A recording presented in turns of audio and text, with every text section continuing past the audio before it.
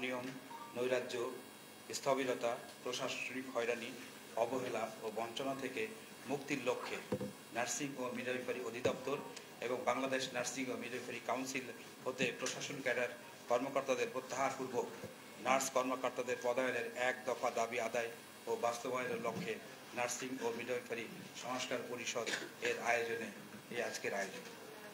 সম্মানিত সাংবাদিকবৃন্দ, নার্সিং ও মিডওয়াইফারি সংস্কার পরিষদের পক্ষ থেকে এখানে উপস্থিত প্রিন্ট ও ইলেকট্রনিক মিডিয়ার সাংবাদিক ভাই ও বোনেরা, আপনাদের জানাই শুভেচ্ছা। আপনারা জাতির বিবেক। দেশ, জাতি ও জনগণ যে কোনো ক্রান্তি লগ্নে এবং যখন কোনো দুর্যোগ ও সংকটাপন্ন অবস্থার সম্মুখীন হন, তখনই মানুষ আপনাদের শরণাপন্ন হয়। আপনাদের বিবেচনা ও সঠিক বিশ্লেষণ দ্বারা আপনাদের সাবলীল লেখনীর মাধ্যমে দেশের জনগণ ও সরকার সকলে অবহিত হন এবং সমাধানের কার্যকরী পদক্ষেপ গ্রহণ করেন। সেই আশা নিয়েই আজ আমরা নার্সিং ও মিডওয়াইফারি সংস্কার পরিষদ নার্সিং ও মিডওয়াইফারি সার্ভিস, শিক্ষা ও প্রশাসনে অনিয়ম, নৈরাজ্য, স্থবিরতা, প্রশাসনের নানাবিধ হয়রানি ও অবহেলা থেকে মুক্তির লক্ষ্যে আপনাদের সকলের প্রত্যক্ষ সহযোগিতা প্রাপ্তির আশায় আপনাদের সামনে উপস্থিত হয়েছি। এই সংস্কার পরিষদে আছেন নার্স ও মিডওয়াইফারি শিক্ষক, পেশাজীবী নার্স মিডওয়াইফ এবং শিক্ষার্থী তথা সর্বস্তরের নার্স মিডওয়াইফ। ইতিপূর্বে নার্সিং পেশার বিভিন্ন দাবি আদায়ে আপনাদের আন্তরিকতা ও অকৃত্রিম সহযোগিতা নার্স সমাজ সবসময় শ্রদ্ধার সাথে স্মরণ করেন। নার্সিং পেশার উন্নয়নের লক্ষ্যে অতীতের ন্যায় আপনাদের সর্বাত্মক সহযোগিতা ও পরামর্শ বিনয়ের সাথে প্রত্যাশা করছি। 2024 সালে বৈষম্য বিরোধী রাষ্ট্র বিনির্মাণে নতুন স্বাধীনতা যুদ্ধে যে সকল দেশপ্রেমিক ও স্বাধীনতা পিপাসী বীর যোদ্ধাগণ বিগত স্বৈরাচারী সরকারের পুলিশ ও সন্ত্রাসীদের গুলিতে শাহাদত বরণ করেছেন, আমরা তাদের জানাই শ্রদ্ধা এবং তাদের আত্মার মাগফিরাত কামনা করছি। যে সকল বীর যোদ্ধারা আহত হয়ে চিকিৎসাধীন আছেন, তাদের সঠিক চিকিৎসা ও দ্রুত সুস্থতা কামনা করছি। একই সাথে দেশব্যাপী যে সকল নার্সিং ও মিডওয়াইফারি শিক্ষার্থীগণ বৈষম্য বিরোধী শিক্ষার্থী আন্দোলনে অংশগ্রহণ করেছেন, রাজপথে থেকে আহতদের প্রাথমিক চিকিৎসা নিশ্চিত করেছেন, আহত রোগীর জন্য রক্তদান সহ চিকিৎসা সহায়তা প্রদান করেছেন, তাদের জানাই সংগ্রামী শুভেচ্ছা। সম্মানিত গণমাধ্যম কর্মীবৃন্দ, অপার সম্ভাবনাময় নার্সিং পেশার উন্নয়নে এবং আমাদের অধিকার রক্ষার সংগ্রামে আপনারাই আমাদের সহযোদ্ধা। আপনারা কলম সৈনিক। সরকার ও সংশ্লিষ্ট প্রশাসনের দৃষ্টি আকর্ষণ এবং সরকারের সর্বোচ্চ মহলে আমাদের সেতু বন্ধনে আবদ্ধ করার একমাত্র মাধ্যমই হল আপনাদের সুবিবেচনা প্রসূত সুচিন্তিত ও বিশ্লেষণমূলক লেখনী। আপনাদের সুচিন্তিত ও যৌক্তিক লেখনীর মাধ্যমে আমাদের এই ন্যায়সঙ্গত দাবিটি যথাযথভাবে মাননীয় প্রধান উপদেষ্টা, স্বাস্থ্য উপদেষ্টা, সংস্কার কমিটি সহ সংশ্লিষ্ট কর্তৃপক্ষের নিকট পৌঁছে দেওয়ার জন্য দ্বারস্থ হয়েছি। প্রত্যাশা করছি এতে দূর হবে নার্সিং সার্ভিস, শিক্ষা ও প্রশাসনের সকল বৈষম্য, অসঙ্গতি, অবমূল্যায়ন এবং নিরসন হবে সৃষ্ট সকল জটিলতা ও নার্স এবং মিডওয়াইফদের ভবিষ্যৎ অনিশ্চয়তা। জনগণের স্বাস্থ্যসেবা সুনিশ্চিত করতে হলে আপনাদের সহযোগিতার কোনো বিকল্প নেই। আপনারা জানেন, বিশ্বব্যাপী নার্সিং ও মিডওয়াইফারি পৃথক এবং স্বতন্ত্র পেশা হিসেবে স্বীকৃত, যা স্বাস্থ্যসেবার অবিচ্ছেদ্য অংশ। অতীব দুঃখজনক হলেও সত্য যে সারা বিশ্বে নার্সিং ও মিডওয়াইফারি পেশার ব্যাপক প্রসার ও উন্নয়ন সাধিত হলেও বাংলাদেশে আমলাতান্ত্রিক জটিলতার কারণে কোনোভাবেই এই সেক্টরটি ঘুরে দাঁড়াতে পারছে না। নার্সিং ও মিডওয়াইফারি অধিদপ্তর এবং বাংলাদেশ নার্সিং ও মিডওয়াইফারি কাউন্সিল সরকারের নির্বাহী প্রতিষ্ঠান হিসেবে এই সেক্টরটি পরিচালনা ও পেশার মান নিয়ন্ত্রণে দায়িত্ব পালন করছে।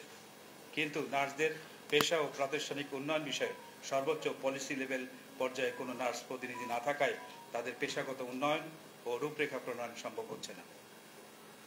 প্রিয় সাংবাদিক বন্ধুগণ, আপনারা অবগত আছেন, নার্সিং ও মিডওয়াইফারি আন্তর্জাতিকভাবে স্বীকৃত বিশেষায়িত ও টেকনিক্যাল পেশা।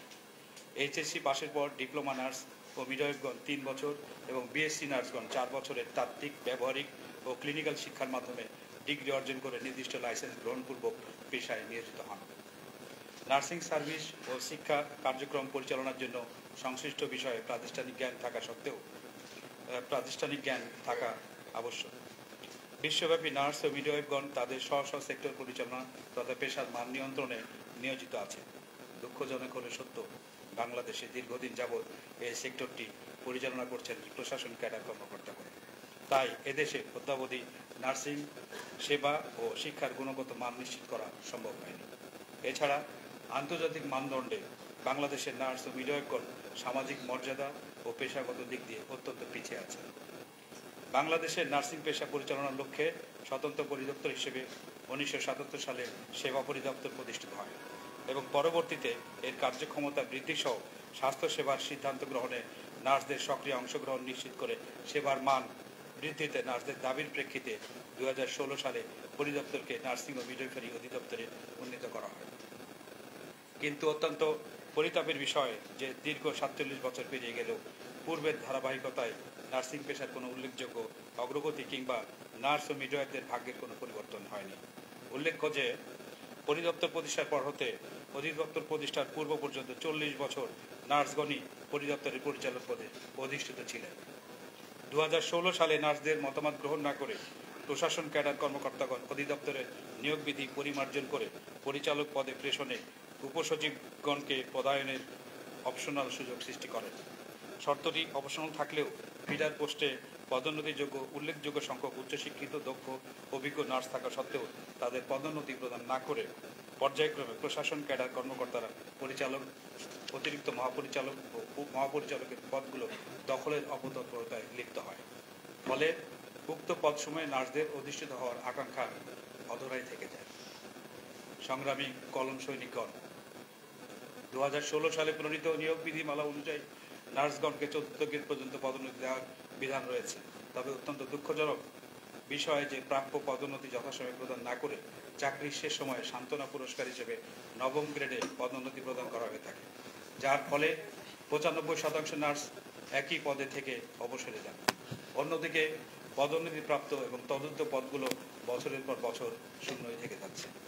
এ থেকে অনুমেয় যে ইচ্ছাকৃতভাবেই প্রশাসন নার্সগণকে তাদের পরিচালক পদে অধিষ্ঠিত হওয়ার সুযোগ প্রদান করতে চায় না।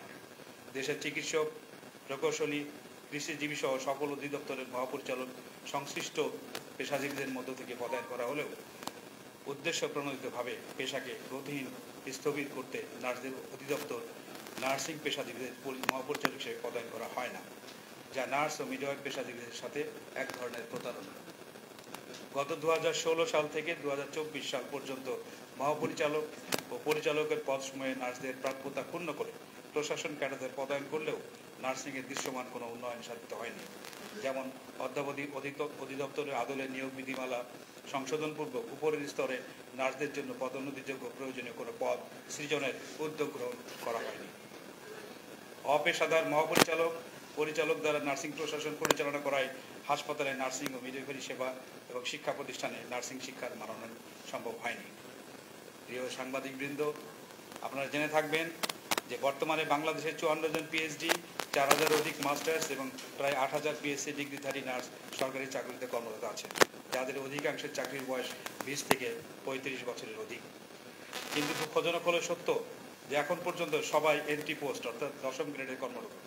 অন্যদিকে সারা বাংলাদেশে নার্সিং শিক্ষা, সার্ভিস ও প্রশাসনিক পর্যায়ে 1ম শ্রেণীর নার্স কর্মকর্তার পদ সংখ্যা মাত্র 859টি, যা এই বিশাল খাত পরিচালনার জন্য মোটেও যথেষ্ট নয়। পক্ষান্তরে পদোন্নতিযোগ্য প্রার্থী থাকা সত্ত্বেও উক্ত পদসমূহে প্রায় 66টি পদ দীর্ঘদিন ধরে শূন্য রয়েছে। উল্লেখিত যোগ্যতাসম্পন্ন নার্সগণ প্রশাসন ক্যাডার কর্তৃক নিয়োজিত পরিচালকগণের চেয়ে কর্মদক্ষতায় কোনো অংশে কম নয়, বরং অধিকাংশ ক্ষেত্রে অধিক যোগ্য। এতদ সত্ত্বেও নার্সগণকে মহাপরিচালক ও পরিচালক পদসমূহে পদায়ন না করা অত্যন্ত অমানবিক।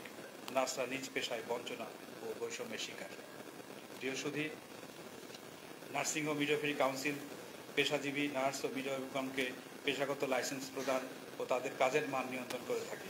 এছাড়া নার্সিং ও মিডওয়াইফারি শিক্ষা কারিকুলাম প্রণয়ন ও শিক্ষা প্রতিষ্ঠানের শিক্ষা কার্যক্রমের মান ও এই কাউন্সিল নিয়ন্ত্রণ করে থাকে।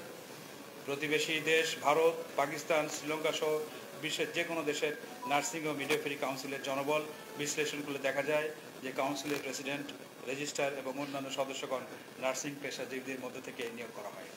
কিন্তু উদ্দেশ্যমূলকভাবে বাংলাদেশের নার্সিং ও মিডওয়াইফারি কাউন্সিলের প্রেসিডেন্ট ও রেজিস্ট্রার পদে ভিন্ন পেশার প্রশাসন ক্যাডারদের পদায়ন করা হচ্ছে, যা একেবারেই অগ্রহণযোগ্য।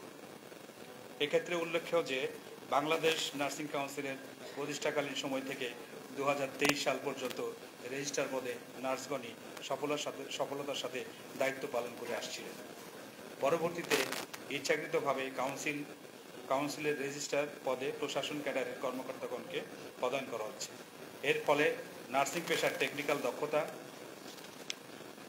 বিশেষজ্ঞতা জ্ঞান এবং প্রশাসনিক কার্যক্রমে নার্সদের অংশগ্রহণ ব্যাহত হচ্ছে। নার্সদের প্রশাসনিক ও শিক্ষাগত কার্যক্রম সঠিকভাবে পরিচালিত হচ্ছে না, যা নার্সিং ও মিডওয়াইফারি পেশার মান উন্নয়নের অন্যতম অন্তরায়। এমত অবস্থায় নার্সিং ও মিডওয়াইফারি পেশার উন্নয়ন ত্বরান্বিত করতে হলে এই দুটি প্রতিষ্ঠানে পেশাগত দক্ষ নেতৃত্ব এবং সঠিক প্রশাসনিক কাঠামোর কোনো বিকল্প নেই। জাতির বিবেকখ্যাত সাংবাদিকবৃন্দ, আমরা অত্যন্ত দুঃখের সাথে জানাতে চাই, নার্সিং ও মিডওয়াইফারি অধিদপ্তর ও কাউন্সিলের দায়িত্বশীল পদসমূহে অধিষ্ঠিত হয়ে প্রশাসন ক্যাডারের কর্মকর্তাগণ অব্যাহতভাবে নার্স ও মিডওয়াইফগণকে তুচ্ছ তাচ্ছিল্য করে আসছেন। এছাড়া নার্স মিডওয়াইফগণ মাঝে মাঝেই উক্ত কর্মকর্তাগণ দ্বারা কটাক্ষের শিকার হয়ে থাকেন। নার্সিং বিষয়ে প্রাতিষ্ঠানিক শিক্ষা না থাকার কারণে এই কর্মকর্তাগণ প্রায়শই নার্সদের উচ্চশিক্ষা নিয়ে কুরুচিপূর্ণ মন্তব্য ও অবজ্ঞা করে থাকেন। এরই একটি উদাহরণ, গত 8 সেপ্টেম্বর 2024 তারিখে একজন বদলি প্রার্থী নার্সিং ও মিডওয়াইফারি অধিদপ্তরের মহাপরিচালক মাকসুরা নূর অতিরিক্ত সচিবের সাথে সাক্ষাৎ করতে গেলে তিনি নার্সদের পেশা ও তাদের চাকরি সম্পর্কে কটূক্তি করেন এবং নার্সদের দ্বিতীয় শ্রেণীর পদমর্যাদা প্রদান করা ভুল হয়েছে বলে মন্তব্য করেন। উক্ত মন্তব্যের প্রেক্ষিতে দেশের নার্স ও মিডওয়াইফগণ ক্ষোভে ফেটে পড়েন। পরবর্তীতে সকল স্তরের নার্স ও মিডওয়াইফদের প্রতিনিধিত্বে নার্সিং ও মিডওয়াইফারি সংস্কার পরিষদ গঠন করা হয়। উক্ত পরিষদ নার্সিং ও মিডওয়াইফারি অধিদপ্তর এবং বাংলাদেশ নার্সিং ও মিডওয়াইফারি কাউন্সিল হতে প্রশাসন ক্যাডারদের প্রত্যাহারপূর্বক নার্স ও মিডওয়াইফদের পদায়নের লক্ষ্যে এক দফা দাবি আদায়ে গত 9 সেপ্টেম্বর থেকে আন্দোলন করে আসছে। আন্দোলনের কর্মসূচিসমূহ হাসপাতালে রোগী সেবা অব্যাহত রেখে স্বাস্থ্যসেবা এবং নার্সিং ও মিডওয়াইফারি শিক্ষা প্রতিষ্ঠানে অবস্থান ও বিক্ষোভ কর্মসূচি পালন করবে। নার্সিং ও মিডওয়াইফারি অধিদপ্তর এবং বাংলাদেশ নার্সিং ও মিডওয়াইফারি কাউন্সিলের অবস্থান ও বিক্ষোভ কর্মসূচি পালন। মাননীয় স্বাস্থ্য উপদেষ্টা বরাবরের স্মারকলিপি প্রদান। ঢাকা কেন্দ্রীয় শহীদ মিনারে উপস্থিতি এবং মাননীয় প্রধান উপদেষ্টা বরাবরের স্মারকলিপি প্রদান। দেশব্যাপী বিভাগীয় কমিশনার, জেলা প্রশাসক এবং উপজেলা নির্বাহী কর্মকর্তা বরাবরের স্মারকলিপি প্রদান। অত্যন্ত পরিতাপের বিষয় যে হাসপাতালে রোগীর সেবা অক্ষুণ্ণ রেখে নার্স ও মিডওয়াইফগণ উল্লিখিত কর্মসূচি পালন করলেও অদ্যাবধি সরকারের পক্ষ থেকে এই যৌক্তিক এক দফা দাবি সম্পূর্ণরূপে বাস্তবায়নের উদ্যোগ নেওয়া হয়নি। তবে একটি বিষয়ে মাননীয় স্বাস্থ্য উপদেষ্টা মহোদয়কে ধন্যবাদ জানাতে চাই যে নার্স মিডওয়াইফদের দাবির প্রেক্ষিতে নার্সিং ও মিডওয়াইফারি কাউন্সিলে রেজিস্টার পদে সাময়িকভাবে একজন অবসরপ্রাপ্ত নার্সিং কর্মকর্তাকে দায়িত্ব প্রদান করেছেন। আমরা পরিষ্কারভাবে জানিয়ে দিতে চাই যে নার্সিং ও মিডওয়াইফারি সংস্কার পরিষদ কর্তৃক উত্থাপিত ন্যায়সঙ্গত দাবিটি দেশের সকল নার্স ও মিডওয়াইফগণের প্রাণের দাবি। এই দাবি সম্পূর্ণরূপে বাস্তবায়নের ক্ষেত্রে এদেশের নার্স মিডওয়াইফগণ যে কোনো প্রকার ছাড় দেবে না। উল্লেখ্য যে বর্তমান অধিদপ্তর মহাপরিচালক না থাকায় 47,000 নার্স ও মিডওয়াইফের যাবতীয় প্রশাসনিক ও 1 লক্ষ শিক্ষার্থীর শিক্ষা কার্যক্রম ব্যাহত হচ্ছে। এতে সরকারের প্রতি তাদের নেতিবাচক ধারণা তৈরি হচ্ছে। সুতরাং আমাদের এক দফা দাবি, নার্সিং ও মিডওয়াইফারি অধিদপ্তর এবং বাংলাদেশ নার্সিং ও মিডওয়াইফারি কাউন্সিলে প্রশাসন ক্যাডার কর্মকর্তাদের প্রত্যাহারপূর্বক অনতিবিলম্বে উচ্চশিক্ষিত, দক্ষ, অভিজ্ঞ ও যোগ্য নার্সদের মধ্য থেকে পরিচালক পদসমূহ ও কাউন্সিলের প্রেসিডেন্ট ও রেজিস্ট্রার পদে পদায়ন করার জন্য অনুরোধ জানাচ্ছি। উক্ত দাবিটি আগামী 3 কর্মদিবসের মধ্যে বাস্তবায়ন না করা হলে সারা দেশে নার্স ও মিডওয়াইফগণ সর্বাত্মক কর্মবিরতি দিতে বাধ্য থাকবে। সম্মানিত সাংবাদিক বন্ধুগণ, বাংলাদেশের নার্স ও মিডওয়াইফদের সামান্য যা অর্জন রয়েছে তা আন্দোলন সংগ্রামের বিনিময়ে অর্জিত হয়েছে, আর এই অর্জনের অন্যতম সহযোগী আপনারা। অতীতে নার্স ও মিডওয়াইফদের সকল ন্যায়সঙ্গত ও যৌক্তিক দাবি বাস্তবায়নে সাংবাদিকবৃন্দ সংবাদ প্রচারের মাধ্যমে সর্বাত্মক সহযোগিতা প্রদান করেছেন। আমরা আশা করছি নার্স ও মিডওয়াইফদের উল্লিখিত যৌক্তিক ও সময়োপযোগী দাবিটি দেশবাসীর নিকট তুলে ধরবেন। পরিশেষে নার্সিং ও মিডওয়াইফারি সার্ভিস, শিক্ষা ও প্রশাসনের দুর্নীতি, নৈরাজ্য, স্থবিরতা এবং প্রশাসনের নানাবিধ হয়রানি, অবহেলা, বঞ্চনা থেকে মুক্তির অভীষ্ট লক্ষ্যে পথ চলা আমাদের আহ্বানে সাড়া দিয়ে দীর্ঘ সময় ধৈর্য ধরে আপনাদের মূল্যবান সময় দেওয়ার জন্য নার্সিং ও মিডওয়াইফারি সংস্কার পরিষদ কেন্দ্রীয় আহ্বায়ক কমিটির পক্ষ থেকে ধন্যবাদ ও কৃতজ্ঞতা জানিয়ে আপনাদের সার্বিক সফলতা, সুস্থতা ও দীর্ঘায়ু কামনা করছি। খুদা হাফেজ। আসসালামু আলাইকুম।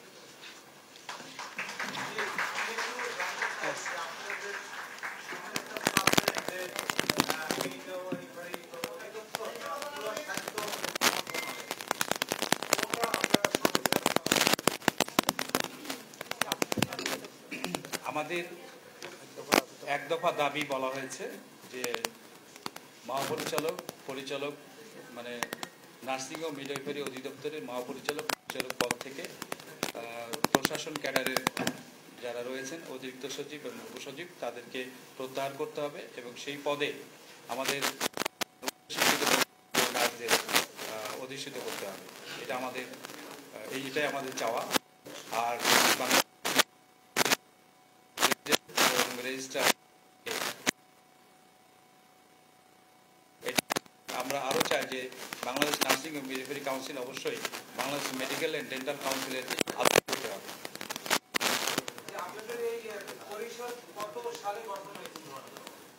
আমাদের এই পরিষদটা যেটা বলছেন সেটা আমরা ঘটনাটা বললে এরকম হয় যে গত 8 সেপ্টেম্বর মহাপরিচালক মহোদয় কয়েকজন নার্সকে আর কি সঙ্গে সঙ্গে বলে যে আপনার এত ছোট কর্মচারী দ্বিতীয় শ্রেণী করাটাই ভুল হয়েছে, বাজে কথা বলবেন না, এরকম কটূক্তি করায় আমাদের সারা দেশের নার্স এবং মিডওয়াইফগণ ক্ষোভে ফেটে পড়ে।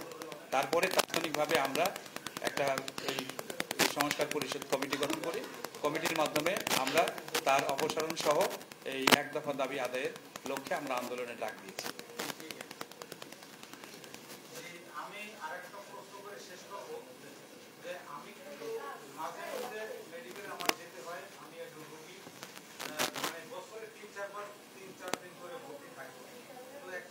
শরীরে সর্বোচ্চ জ্বর থাকে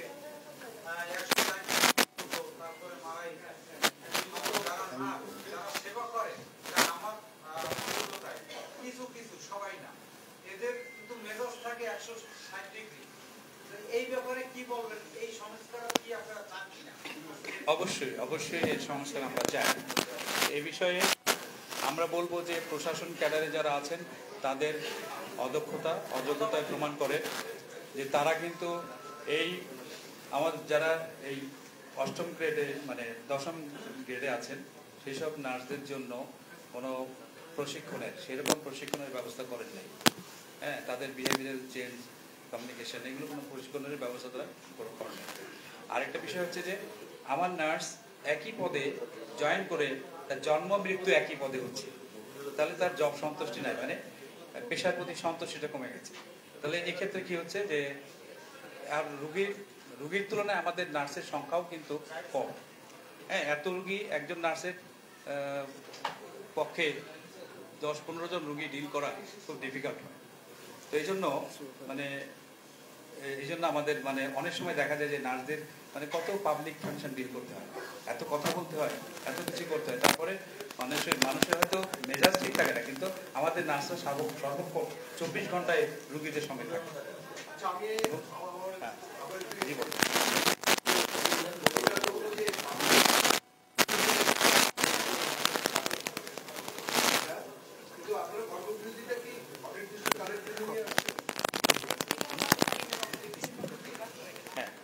ধন্যবাদ আপনার সুন্দর প্রশ্ন।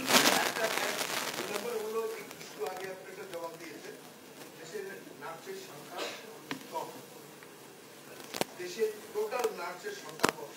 ওই সংখ্যাটা আপনাদের আছে কিনা? আমাদের দেশে সর্বমোট নার্সের সংখ্যা হচ্ছে 1 লক্ষের উপরে। তার মধ্যে সরকারি পর্যায়ে 47 সরকারি পর্যায়ে। আমি এখন আমন্ত্রণ জানাচ্ছি আমাদের বাংলাদেশের একজন অবসরপ্রাপ্ত এবং খুবই স্বনামধন্য একজন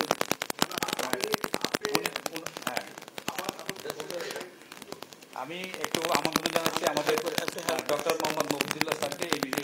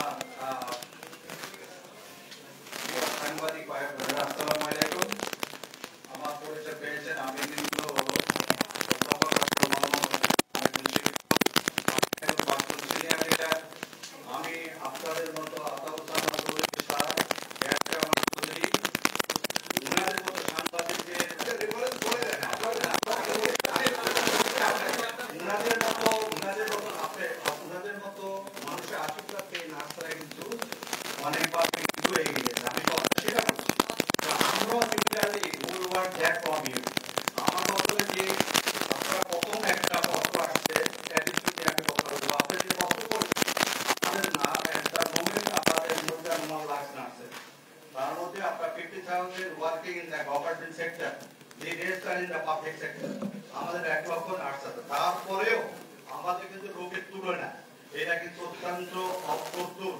ডাক্তার আমাদের বর্তমানে এখনো 1:3, 3 জন ডাক্তারের জন্য একজন নার্স, একজনের জন্য আবার 3 জনের নার্স। এখন আপনারা ভাই বলেন যে আমি ঢাকা হাসপাতালে আমার একজন শ্রদ্ধেয় সাংবাদিক সাহেব আপনাকে বলছেন অ্যাটিটিউড, আমাদের সমন্বয়ক প্রধান সাহেব একটু বলছে আমাদের, আমি সরি এর জন্য যে আমাদের তেমন প্রশিক্ষণ দেওয়া হয় না। নট আমরা প্রশিক্ষিত, আমাদের প্রশিক্ষণ দেওয়া হয়, এতে কোনো সন্দেহ নাই। তবে যদি আপনার, উনি বলেছিলেন সমন্বয়, যদি একটা নার্সকে কিন্তু দেখা যায় আপনারা ওয়ার্ডে যাচ্ছেন, আপনারা ঢাকা মেডিকেলে যাচ্ছেন না, যাচ্ছেন, আপনি বিকালে যান, সন্ধ্যায় যান, আপনার এক একটা ওয়ার্ডে 2 জন নার্স আছে 70 থেকে 80 জন রোগীর জন্য। এখন আপনারা বলেন, আর আমরা যে পাবলিক আমাদের পারসেপশন নার্সরাই বোধ সব করবে, নার্সরা ওয়ার্ডারলে, ডাক্তার ওয়ার্ডারলে, এটা কিন্তু ঠিক না। না, আমাদের নার্সের যে ক্যাপাসিটি, এটা কিন্তু ক্যাপাসিটি আপনাদেরকে দেখতে হবে। আর কতখানি আমরা আপনাদেরকে খুশি ডাক্তার বলবো, কতখানি সেবা দিতে পারবে, একটা ওয়ার্ডে 10 থেকে 20টা স্যালাইন চলছে, ব্লাড চলছে, এগুলো আমাদের দরকার। সুতরাং অ্যাটিটিউডের ব্যাপারে আমাদের ঘাটতি নাই।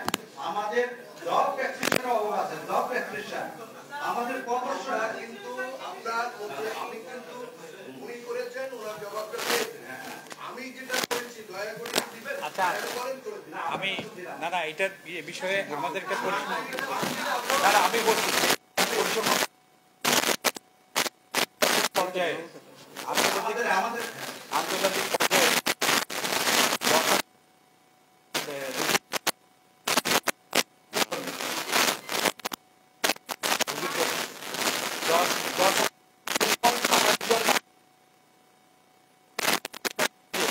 পরিসংখ্যান 10,000 মানুষের জন্য 87 জন নার্স, তাহলে ঘাটতি কত আপনি হিসাব করে বের করেন।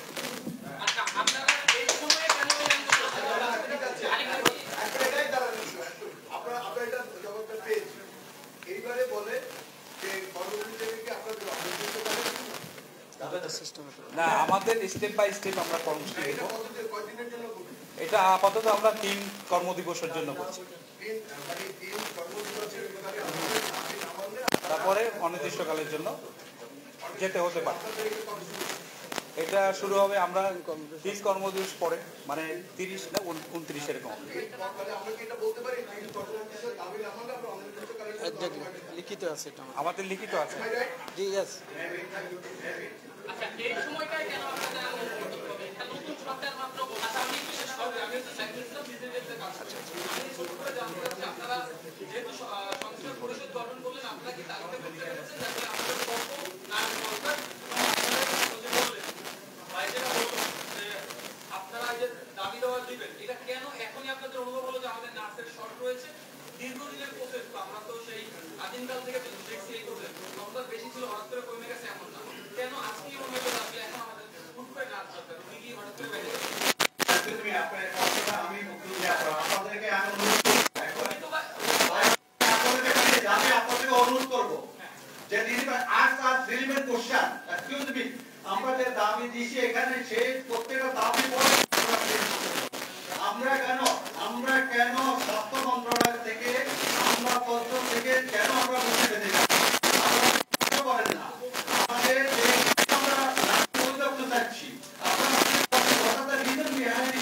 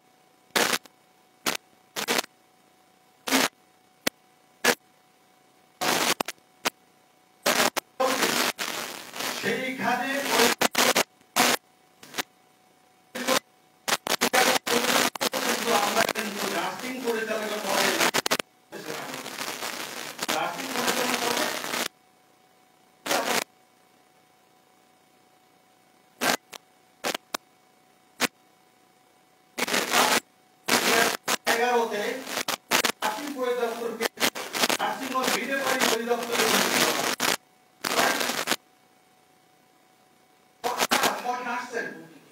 নার্সের জন্য কিন্তু অধিদপ্তর পাওয়া হয়েছে।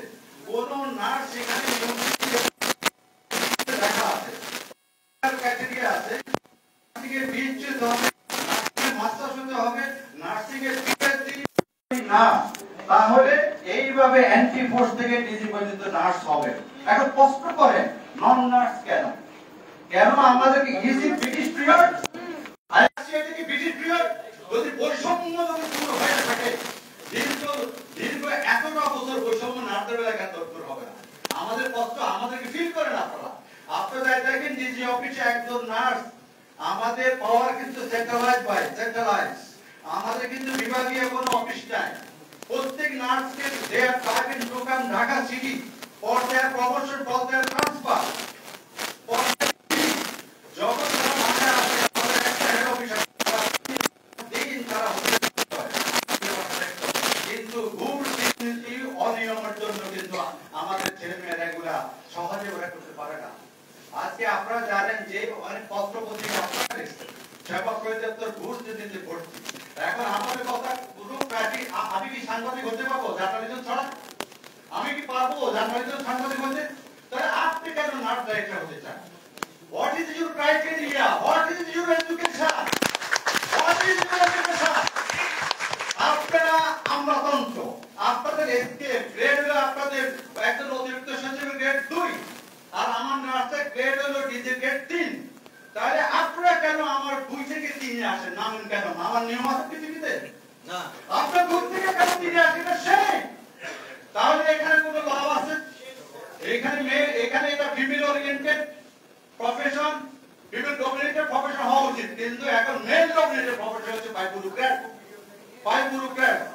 আমরা সুযোগ আসছে দেশে এই বৈষম্য দূর চাই। আমাদের কথা হলো আজকে যে দুঃখের কথা, প্রত্যেকটা পদেই কিন্তু ডাইরেক্টর কিন্তু নাম না, রেজিস্ট্রার পদে কিন্তু এতদিন নাম না। কেন ভাই? আমরা কি এত দুর্বল? আমরা কি পড়াশোনা জানি না? প্রত্যেকে, আমিও একজন কিন্তু লন্ডন থেকে পাস করেছি মাস্টার, কুইন মার্গারেট ইউনিভার্সিটিতে। আমার পিছনে আমার কলিগ আছে কুইন মার্গারেট মাস্টার করে আছে। বিলাস কি জানতা ব্যাপার? বিলাস কি সার্টিফিকেট আছে? পিএইচডি আছে। আমি আপনাদের জানতে হবে আমাদের শিক্ষা, আমাদের কোর্স কারিকুলাম জানতে হবে। আফটার হ্যাভিং 12 ক্লাস আমরা ইন্টার পাস করার পর প্রতিযোগিতামূলক পরীক্ষা দিয়ে আমাদের নার্সরা করছিল। এখানে 2 নম্বরে কিছু নাই। আমাদের তারপর যারা বিএসসি করে তারা 4 বছর honours course plus 6 month internship. যারা ডিপ্লোমা করে তারা inter, their background from commerce and arts, তারা করে ডিপ্লোমা ইন নার্সিং করে, তারা ভিডিওগ্রাফি করে তারা। এখন আপনাদের প্রশ্ন, আমাদের তো লেখাপড়ার প্রাপ্তি নাই, আমাদের কোর্স কারিকুলাম প্লিজ কাম, আমাদের গো থ্রু আওয়ার কারিকুলাম, আন্তর্জাতিক মানের কারিকুলাম নার্সের। এত কঠিন, এখানে বাংলা একটা শব্দ ছড়া না, এখানে বাংলা একটা শব্দ ছড়া না। আজকে 20 বছর আগে আপনাদের প্রফেসর নার্স মানে ডাক্তার অর্ডার ক্যারি করবে, নার্স মানে বেড টেকিং করবে না, নার্স ডায়াগনোসিস করবে, ডাক্তারের সাথে ট্রিটমেন্ট করবে, নার্সিং ম্যানেজার আছে। 77 এর সেবা পরিদপ্তর বাগজি কেন জানেন? এটা ছিল ডিজি হেলথ 3 স্টুডেন্ট সেবা পরিদপ্তর ছিল ডিজি হেলথের একটা উইং। সেবা নার্সিং সেকশনটা ছিল ডিজি হেলথের, স্বাস্থ্য অধিদপ্তরের একটা উইং। তারপর আপনার মার্শাল্লাহ ছিল তখন আমাদের বড়দের প্রচেষ্টা, যারা আমাদের বড় ম্যাডামরা ছিল, রহিমা খাতুন বা আরো যারা আমাদের ডাইরেক্টর ছিল, তাদের প্রচেষ্টায় আমাদের it was separated from busy health in 1977. Why? What was the reason? The reason was to run the nursing education and activities smoothly for the improvement of nursing care. এটা ছিল আমাদের এই, যদি সেই 77 যদি দেখে এটা ভাগ হয়ে আমাদের বিচার, সেই আমলা সেই নার্সের চেয়ার বসবে কেন? আমার বাড়িতে তারা আসবে কেন? আর যদি আসে কোন ক্রাইটেরিয়া? তারা বলে যোগ্য লোক তাই। আর ভাই যোগ্য লোক তাই, আমার নিয়োগনীতিতে পরিষ্কার লেখা আছে যে আর রেজিস্টার নার্স থেকে ডিজি পর্যন্ত নার্স হবে। ওনারা বর্তমানে নিয়োগনীতিতে কি লিখছে জানেন? উপযুক্ত লোক না পাইলে সরকার যাকে ইচ্ছা তাকে দেবে। একটা লাইন কিন্তু অ্যাড করে দিয়েছে তারা, একটা লাইন উপযুক্ত। আমরা কি উপযুক্ত নয়? 2000 কষ্ট করেন আপনারা আছেন, আমরাও উপযুক্ত কিনা আমি প্রমাণ করবো এখানে কোন অ্যাঙ্গেলে কষ্ট করবে। তাহলে এই বিচার আপনাদের কাছে, এই আপনারা সাহায্য না হলে আমি তাকাতে পারবো না। আপনারা আজকে পত্র পত্রিকা এতটা দিন আন্দোলন হয়, পত্র পত্রিকা ভালো নিউজ আসে না, দুঃখজনক ব্যাপার। ওনাদেরকে মিলিশি ডাকছে বসার জন্য, আপনি জানেন অতিরিক্ত সচিব তাদের সাথে বসছে, সেক্রেটারি বসে না। এত ইগো কেন? সেক্রেটারি কিন্তু বসে নাই আমার নেতাদের সাথে, সারা টিভি দিতে দেয় নাই উপদেষ্টা প্রধানের কাছে। এটা কোন দেশ? আপনি তো সারা টিভি দিবেন? আপনি তো ভালো মানুষ, আমি জানি ডক্টর ইউনূস সাহেব অত্যন্ত ভালো মানুষ, অত্যন্ত ভালো মানুষ। নার্স সম্পর্কে ওনার একটা হাই পারসেপশন আছে, নার্সিং সম্পর্কে ওনার নিজের ক্যালোরিজের নার্সিং কলেজ আছে। তো ওনার কাছে তো আমাদেরকে যাইতে দিচ্ছেন একটা বেরিয়া, যাইতে তো দিতে হবে, সারাটুকু দিতে হবে, তারপর দিতে হবে। একটা চক্র আগে দিতে দেয় নাই, তারপর মিলিয়ে ভালো করে দেখা উদ্দেশ্য দেখা করে না, এইভাবে দেখা করতে হয়। আজকে আপনাদের বলছি নার্সের নো ভেরি ওয়েল, অতীতের অভিজ্ঞতা থেকে বলছি, আমরা চাই না রোগীরা কষ্ট পাক, আমরা চাই না এই রোগী জিম্মি করার জন্য, কিন্তু আপনারা কিন্তু বাধ্য করবেন। আজকে 14 দিন আমরা হাসপাতালে স্ট্রাইক দিই, আমরা হাসপাতালের পাশে 16 দিন বিক্ষোভ করেছি, দাবি দিয়েছি, কিন্তু আপনারা ডোন্ট কেয়ার, কিছুই মনে করেন না। এখন আমার প্রাইভেট সেক্টর প্রয়োজনের কাছে যোগ দিতে আমি বললাম আমাকে দিতে হবে, আমার বাড়ি আমাকে দিতে হবে, আমার চেয়ার আমাকে দিতে হবে, because I am competent for that post.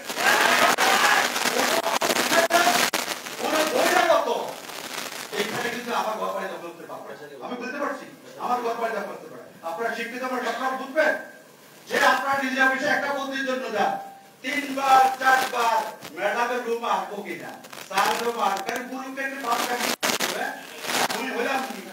আর যদি সেখানে আমার নার্স সহজে কিন্তু অ্যাক্সেস করতে পারে, নার্স তো নার্সে দুঃখ করবে, বুঝতে পারতো না আপনাদের নেবেন আমাদের কমিটি কিন্তু আমাদের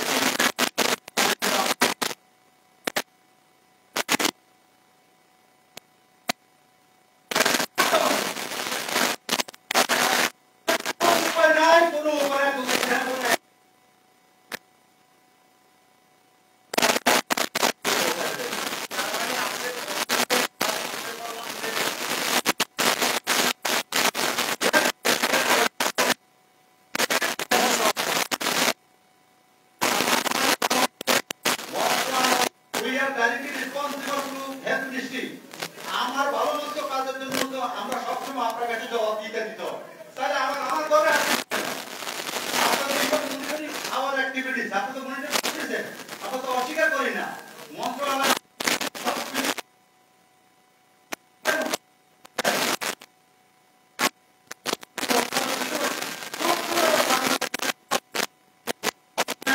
দেখবেন না,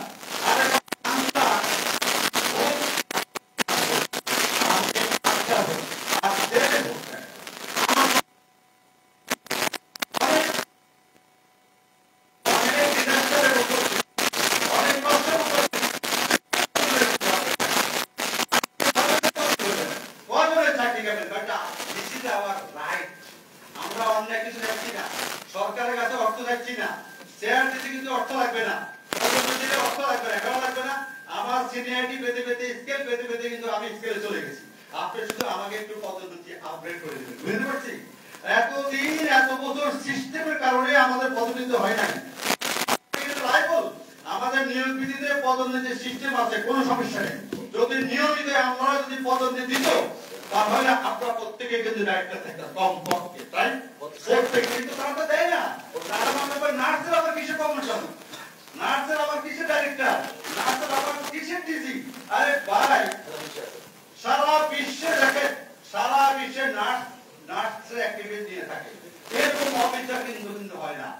আমাদের এই ডিজিরা যখন বিদেশে যায়, আমাদের টাকা ট্যুর দিতে যায়, বিদেশিরা কষ্ট করে আপনাকে আমি দিয়ে দিই, আমি অমুক সচিব আর কথা বলে, আরে উনি কেন আসবে তো নার্স,